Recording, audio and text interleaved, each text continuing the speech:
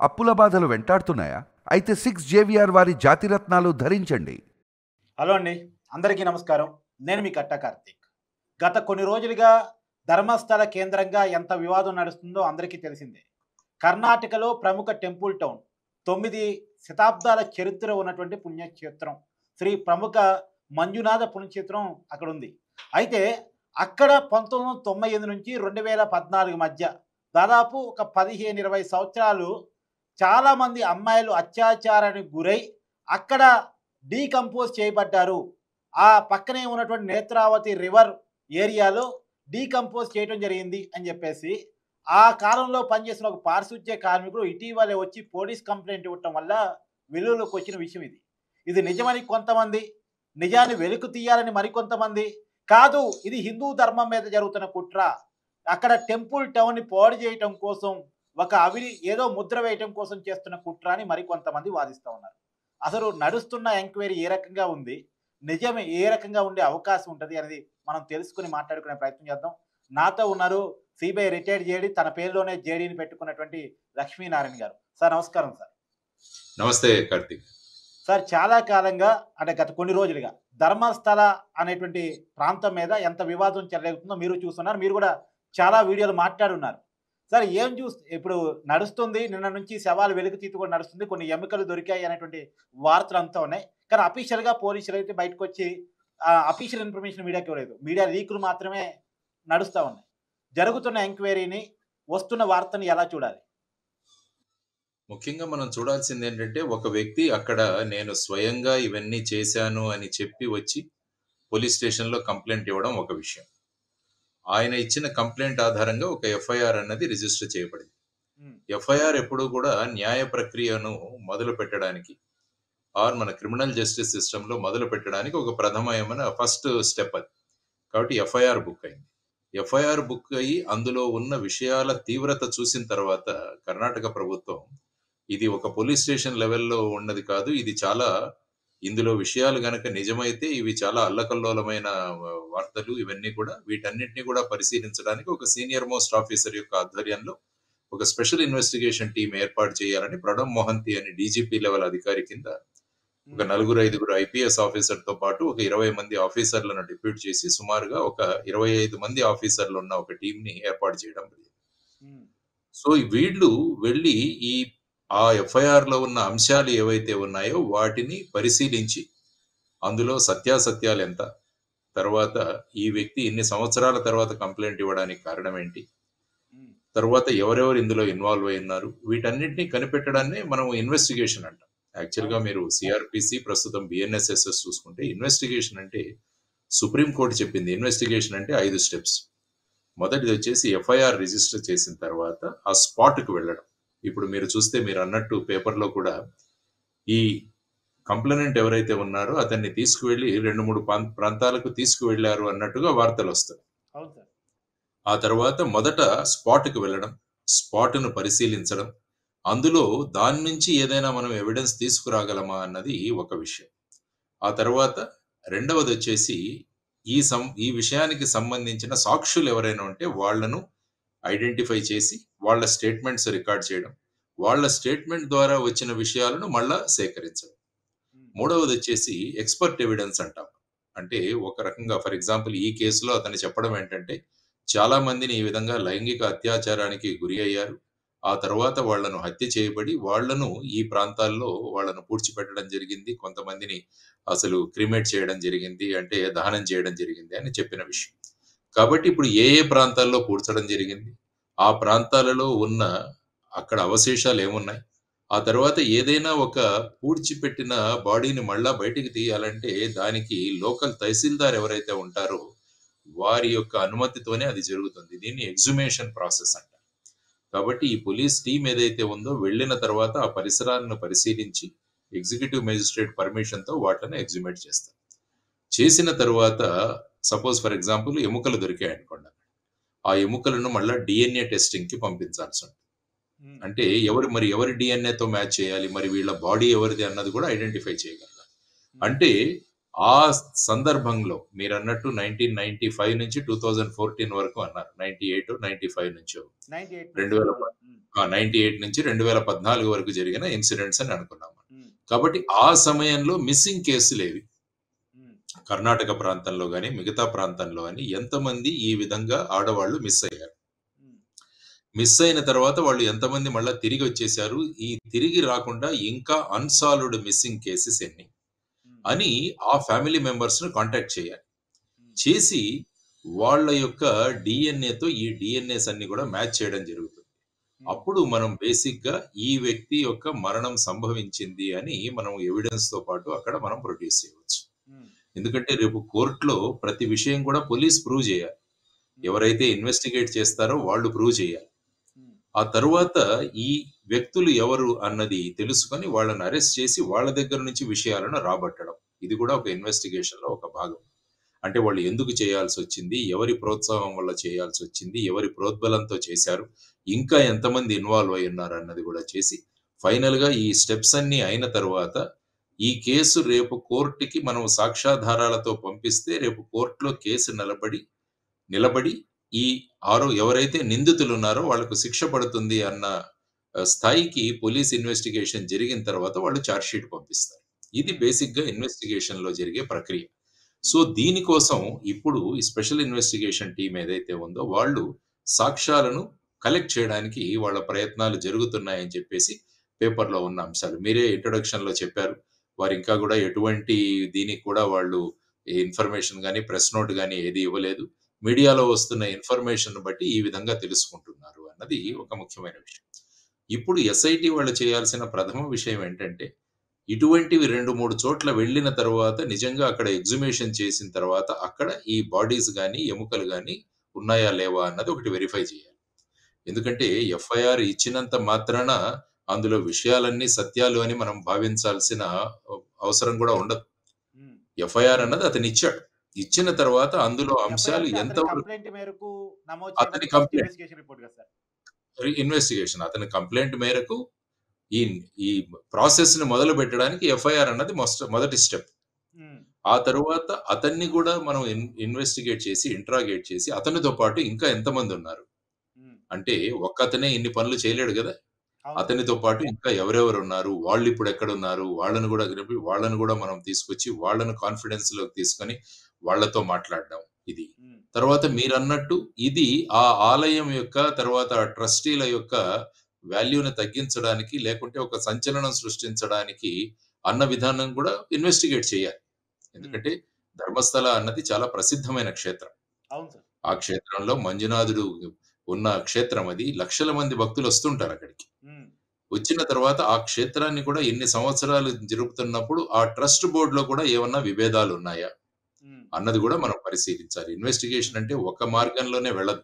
Investigation అన్ని విషయాలను మనం ఇన్వెస్టిగేషన్ లో చేయాలి. ఎందుకంటే ఏదైనా ఒక విషయం వదిలేస్తే రేపు డిఫెన్స్ వాళ్ళు ఆ విషయాన్ని పట్టుకొని మన కేసుని తారుమారు చేసే ప్రయత్నం చేస్తారు కోర్టులో. అందువల్ల ఇన్వెస్టిగేషన్ లో ఏమంటామంటే there should be no stone unturned అంటాం. అంటే ప్రతి రాయిని కూడా మనం తిప్పి చూడాలి, అదే ఇన్వెస్టిగేషన్. సో ఆ విధంగా ఈ స్పెషల్ ఇన్వెస్టిగేషన్ టీం అన్న వాళ్ళు ముందుకు వెళతారు. ఎందుకంటే భారతదేశంలో మీరు ఒకసారి చూసుకుంటే ఇలాంటి మాస్ కిల్లింగ్స్ అన్నవి చాలా చోట్ల జరిగాయి. యాక్చువల్ గా 1965లో మీరు ఒకసారి చూస్తే 65 నుంచి 68 వరకు బాంబేలో సుమారుగా 40 మందిని ఒక వ్యక్తి రాత్రిపూట పడుకున్నప్పుడు ఐరన్ రాడ్ తీసుకొని వాళ్ళని చంపేవాడు. ఇది ఒక పెద్ద సెన్సేషనల్ కేసు అయింది. ఆ తర్వాత 68లో ఇతన్ని పట్టుకున్నారు. అతని పేరు రమన్ రాఘవ్. దాని మీద ఒక సినిమా కూడా వచ్చింది అనుకుంటా, రమన్ రాఘవ్ హత్యాకాండ అని చెప్పేసి. సుమారుగా 41 మందిని చంపినట్టు, అందులో 23 మంది యాక్చువల్ గా చనిపోయినట్టు కన్ఫర్మేషన్ అయింది.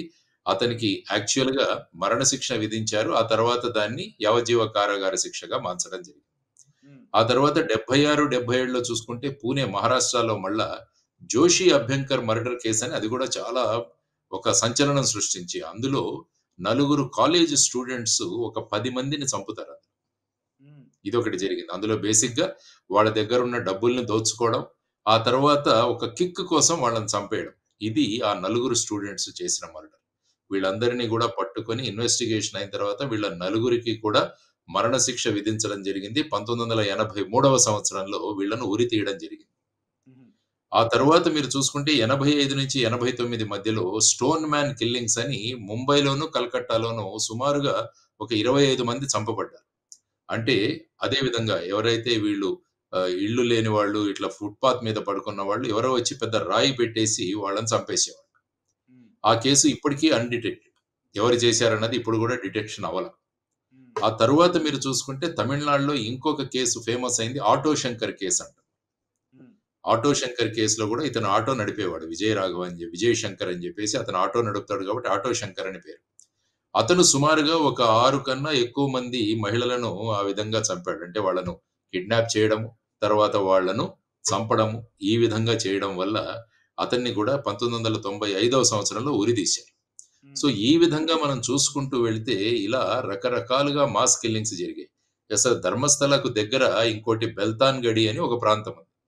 అందులో 2000 నుంచి 2003వ సంవత్సరంలో ఒకతను సుమారు 20 మంది మహిళలను పెళ్లి చేసుకుంటానని నమ్మించి ఫేక్ గా సర్టిఫికేట్స్ క్రియేట్ చేసి ఆ తరువాత వాళ్ళని సైనైడ్ పిల్స్ ఇచ్చేవాడు. అంటే ఇవి గర్భ నిరోధకం, అంటే పిల్లలు పుట్టకుండా ఉండడానికి ఇవి మాత్రలు అని చెప్పి వాళ్ళని నమ్మించి సైనైడ్ మాత్రలు ఇచ్చి సుమారుగా 20కి పైగా మహిళలను అతను ఈ విధంగా చంపడం జరిగింది.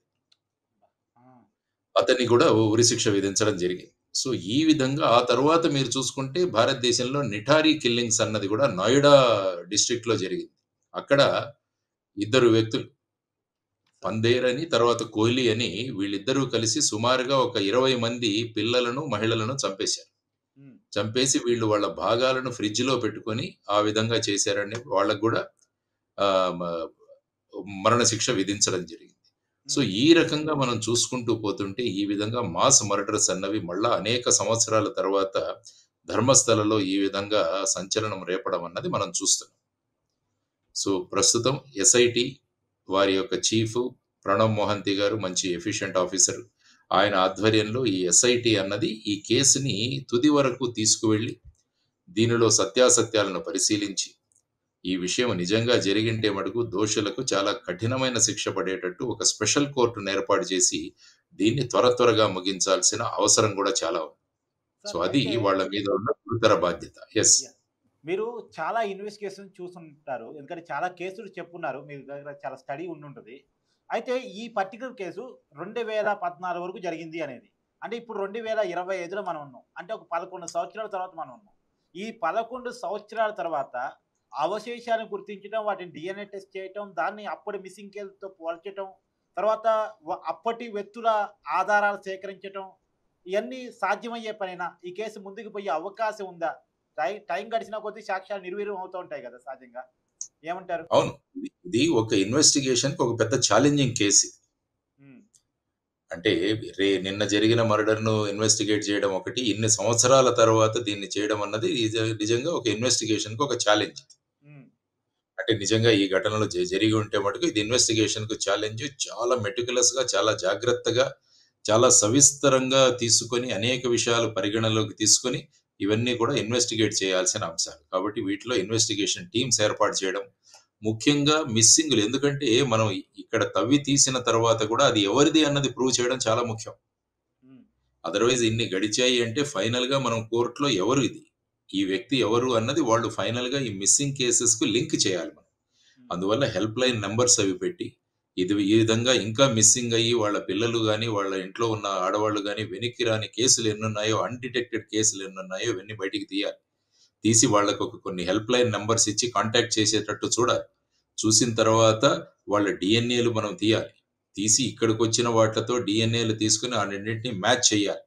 సో ఇదంతా కూడా చాలా ఎలాబొరేట్, కష్టతరమైన విషయం, కానీ అసాధ్యమైతే మటుకు కాదు. అందుకని investigation it's a challenging investigation అన్నాను. కాబట్టి దీన్ని ఒక ఛాలెంజ్ గా తీసుకొని ఆ ఇన్వెస్టిగేషన్ టీం ఖచ్చితంగా ఈ దిశగా ముందుకు వెళ్లాల్సిన అవసరం చాలా ఉంది.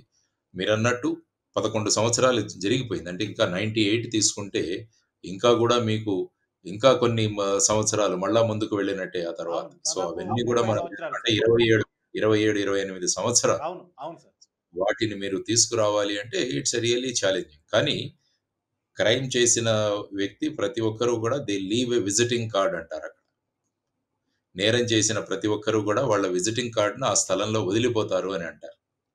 ఆ విజిటింగ్ కార్డ్‌ని వదిలిపెట్టిన ఆధారాలను పట్టుకోవడమే ఇన్వెస్టిగేషన్. సో, అవును. ఇప్పుడు ఈ ఇన్వెస్టిగేషన్‌లో ఆ విధమైన సాక్ష్యాధారాలను సేకరించడం అన్నది చాలా ముఖ్యమైన విషయం. సో, మంచి మంచి రెప్యుటేషను, మంచి ఇన్వెస్టిగేషన్ సామర్థ్యము ఉన్న వాళ్ళనే తీసుకొని ఎస్ఐటీగా ఏర్పాటు చేయడం జరిగింది. సో, ప్రజలు కూడా వీరందరికీ కూడా సహకరిస్తూ, ఆ తర్వాతొచ్చేసి త్వరగా ఈ విషయాలను గనక బయటికి తీసుకురాగలిగితే సార్ మళ్ళా ప్రధానంగా పోలీస్ వ్యవస్థ ఆ! Sir 2 stories. ఆ! 2003లో అనన్య భట్ అనేటువంటి ఒక అమ్మాయి ఆ అవును. ధర్మస్థలకొచ్చి మిస్సింగ్ అయిందనేటువంటి కేసు. ఇప్పుడు వాళ్ళ మదర్ ఫైట్ చేస్తా ఉంది సుజాత భట్. ఆమె సిబిఐలో అవును. స్టెనోగ్రాఫర్‌గా పనిచేసిన వ్యక్తంట. అది ఒకటి. అవును. తర్వాత హ్మ్. 17 ఏళ్ల అమ్మాయి పేరు మారుస్తున్నాను మైనర్ కాబట్టి సౌమ్య కేసు. హ్మ్. ఆ హ్మ్. 2013లో అత్యాచారానికి గురి కాబడి అక్కడ పూడ్చిపెట్టబడిందని ఈ పారిశుధ్య కార్మికుడు చెప్తున్నటువంటి మరొక కేసు. ఆ కేసు కూడా అవును. అప్పట్లో పాపులర్ అయింది. దీని మీద సిబిఐ ఎంక్వైరీ కూడా జరిగింది. అప్పట్లో జరిగింది. అవును. ఎవరిని ఐడెంటిఫై చేయలేకపోయారు. ఈ 2 కేసులు తేలతాయా అంటే ఏం చెప్తారు? అంతే ఇప్పుడు ఆ కేసు ఏదైతే అప్పుడు సిబిఐలో స్పెషల్ ఇన్వెస్టిగేషన్ టీమ్ చేసిందని నేను గూడా విన్నాను. ఆ సరే. తర్వాత ఇంకొకటి సిబిఐలో పనిచేస్తున్న వాళ్ళ అమ్మాయి మిస్సింగ్ కేసు. ఈ 2 కూడా మనకు ఇమ్మీడియేట్‌గా ఈ 2 కేసులు లైవ్‌లో ఉన్నాయి మనకి. హ్మ్. అంటే ఆల్రెడీ ఐడెంటిఫైడ్. తర్వాతొచ్చేసి కేసుల్లో మనకు సహకరించడానికి వాళ్ళు గూడా సిద్ధంగా ఉన్నారు. హ్మ్. కాబట్టి వీటి రెండిటిని తీసుకొని అటువైపు నుంచి వస్తే అంటే వాళ్ళ తల్లిదండ్రుల నుంచి గాని, వాళ్ళ వద్ద నుంచి వస్తే ఇన్వెస్టిగేషన్ ఒక లెవెల్ వరకు వస్తుంది. తరువాత వీళ్ళను ఎక్కడ ఈ విధంగా చేశారు అన్న దాని గురించి కూడా మనం తీసుకురావాలి. ఎందుకంటే ఒక కేస్ ఆల్రెడీ ఇన్వెస్టిగేట్ అయింది కాబట్టి అందులో ఎవరు నిందితులు అన్నదానికి ఇప్పుడు ఈ ఎఫ్ఐఆర్‌ని మనం లింక్ చేయవచ్చు. హ్మ్. అదే విధంగా ఇంకొక కేస్ ఎవరైతే ఉందో భట్ అన్న అమ్మాయి కేసులో, ఆ కేసులో కూడా ఫైనల్‌గా మనకు ఇప్పుడు విషయాలు తెలుసు. ఇతని స్టేట్‌మెంట్‌ని బట్టి ఎవరు చేశారో అన్నది కూడా ఒక విషయం తెలిసింది. ఇప్పుడు ఆ బాడీ ఎక్కడుంది అని తీసుకురావడానికి ఇంకొక విషయం. ఈ 2 ఆ విధంగా కనెక్ట్ చేయాలి ఇప్పుడు ఇన్వెస్టిగేషన్ టీమ్స్. హ్మ్. సో, ఈ 2 కేసులు కూడా మన దగ్గర ఉన్నాయి కాబట్టి వీటిని తీసుకుంటూ మిగతా అతను చూపించే ప్రాంతాలను పరిశీలించి, ఆ ప్రాంతాల్లో నేను చెప్పినట్టు ఎగ్జిబిషన్ చేసి, అక్కడ డీఎన్ఏ చేసి ఇవన్నీ కూడా లింక్ చేయాల్సిన ఒక విశిష్టమైనది. కాబట్టి ఒక ఫోరెన్సిక్ టీమ్ కూడా వీళ్ళ దగ్గర ఉండాలి. తర్వాత ఈ కేస్ కోసం స్పెషల్‌గా ఒక డీఎన్ఏ టీమ్‌ను గూడా అక్కడ సిద్ధం జేసి పెట్టాలి. ఇవన్నీ గూడా చేస్తే ఏమవుతుందంటే, మిగతా కేసులతో మిక్స్ చేయకుండా వీటి కోసం స్పెషల్‌గా మనం పెట్టగలిగితే, అప్పుడు ఈ కేసు త్వరగా ముందుకెళ్తుందన్నది నా అభిప్రాయం కార్తీక్ గారు. సరే ఒక చిన్న మాట ఇక్కడ ఒక చిన్న ఆ! ఆరోపణ ఉంది. సహజంగా ఆ! ఊర్లలో చెరువు పక్కన, నదుల పక్కనే డీకంపోజ్ చేస్తా ఉంటారు. శవాలను పూడ్చి పెడతా ఉంటారు ఎవరు చనిపోయినా. అది సహజంగా హ్మ్. జరిగేటువంటి పరిణామం. ఇది ఇప్పుడు టెంపుల్ సిటీగా డెవలప్ కావచ్చు. ఒకప్పుడు మారుమూల ప్రాంతం, పల్లెటూరు ప్రాంతమే. కాబట్టి అక్కడ నియర్ బై ఎవరు చనిపోయినా సరే ఇక్కడ ఈజీగా డీకంపోజ్ అవుద్ది కాబట్టి, ఆ నియర్ బై ఎవరు చనిపోయినా ఇక్కడ పాతిపెట్టేవాళ్ళు. ఆ శవాలను చూపించి ఇప్పుడు దాన్ని టెంపుల్‌కి అంటగడతారా అనేటువంటి వాదన కూడా ఉంది. దాని మీద? అంటే ఇప్పుడేంటంటే అందుకనే ఫైనల్‌గా ఏంటంటే, మనం జస్ట్ ఒక బాడీ దొరికినంత మాత్రాన ఈ కేస్‌దన్నట్టుగా మనం చేయడానికి దానికి డీఎన్ఏ చేయాలి. హ్మ్. చేసి ఆ కుటుంబంతో లింక్ చేయాలి. హ్మ్. ఆ లింక్ కాకుండా ఈ కేస్‌లో అది లింక్ చేయడం కష్టమవుతుంది. హ్మ్. సో, ఆ విధంగా డీఎన్ఏ టెస్టింగ్ అన్నది చాలా ప్రముఖమైన పాత్ర ఈ కేసులో వహించబోతోందనమాట. సో, అందుకనే అన్నాను. డీఎన్ఏ టెస్టింగ్ కోసం సెపరేట్‌గా టీమ్స్‌ని మనం ఏర్పాటు చేయాలన్నది ఒకటి నేను చెప్తున్న అంశం. ఎన్నాళ్ళు పట్టొచ్చు సార్ దర్యాప్తు? ఒక అంచనాగా. అంటే ఏమవుతుందంటే మొదట మొదలు పెట్టవచ్చు. ఎందుకంటే అతను చెప్పిన దాన్ని బట్టి 100కు పైగా అని చెప్పాడాయన. హ్మ్. కాబట్టి మొదలుపెట్టి కొన్ని గనక పూర్తి చేయగలిగితే ఆ తర్వాత ఇవి నడుస్తూనే ఉంటాయి. కాబట్టి మొదట ఇన్వెస్టిగేషన్ చేసుకొని 1, 2 కేసులు ఎస్టాబ్లిష్ చేయగలిగితే ఆ తర్వాత క్రమక్రమంగా చార్జ్ షీట్ వేసుకుంటూ వెళ్ళవచ్చనమాట. సో, చేసుకుంటూ వెళ్ళగలిగితే సుమారుగా ఒక 3 నెలల లోపల ఈ కేసుని మనం అంటే ఇంకా ఫాస్ట్‌గా చేయగలిగితే కూడా చేయవచ్చు. ఎందుకంటే ముఖ్యంగా అందులో సమయం పట్టేది ఐడెంటిఫికేషను, డీఎన్ఏ టెస్టింగు, ఫ్యామిలీ లింకింగు. ఈ 3 గనక త్వరగా ముగించగలిగితే మిగతావి త్వరగానే చేయవచ్చు. Thank you sir. Thank you so much. Okay. నమస్తే.